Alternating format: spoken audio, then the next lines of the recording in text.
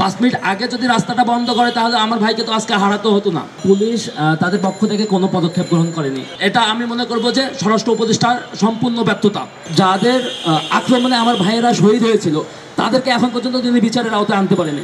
সামনে যাওয়ার পরে যে ওখানে দায়িত্বরত পুলিশ যারা ছিল তাদেরকে আমরা বারবার বলছি যে আপনারা যেহেতু কাজ হচ্ছে আপনারা দুই পাশের লাইন দুইটা বন্ধ করে দেন, কারণ এনাদের তো সেফটির দরকার। কিন্তু পুলিশ তাদের পক্ষ থেকে কোনো পদক্ষেপ গ্রহণ করেনি এবং তারা এমন একটা ভাব গ্রহণ করেছে যে তারা কিছুই জানে না, জাস্ট আছে।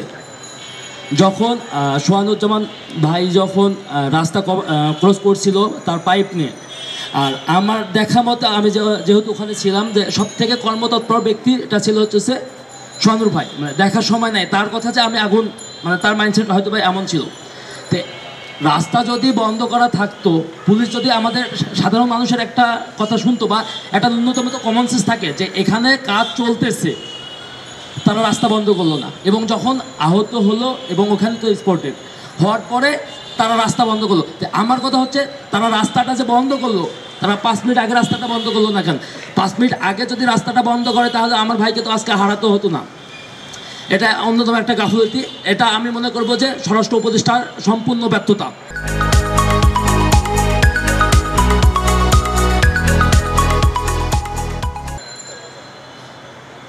দ্বিতীয়ত যে সোহানুজ্জামান পরিবারের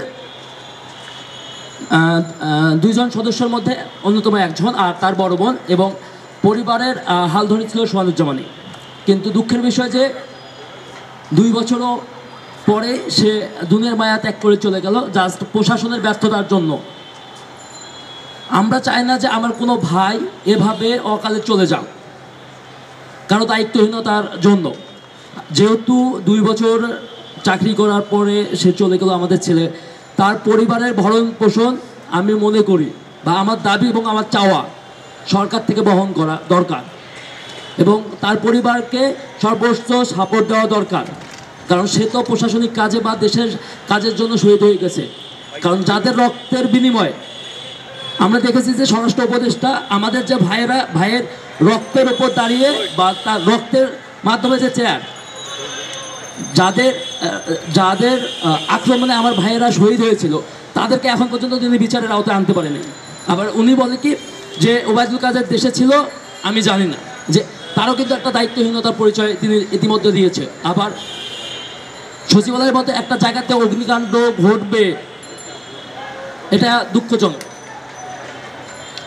আর যেহেতু আমি সর্বশেষ শহীদের মাগফিরাত কামনা করে আমার বক্তব্য শেষ করলাম এবং আমি চাইব আমার ভাইয়ের পরিবারের সম্পূর্ণ দায়িত্ব সরকার এবং প্রশাসন নেবে। ভাইয়ের সাথে আপনারা কর্মরত ছিলেন, তাদের যদি কোনো চাওয়া পাওয়া থাকে বা কোনো অভিযোগ থাকে, রাগ থাকে, আপনারা মাফ করে দেবেন। আর কারো লেনদেন যদি থাকে আপনারা পরিবারের সাথে যোগাযোগ করবেন বা আমার সাথে যোগাযোগ করবেন।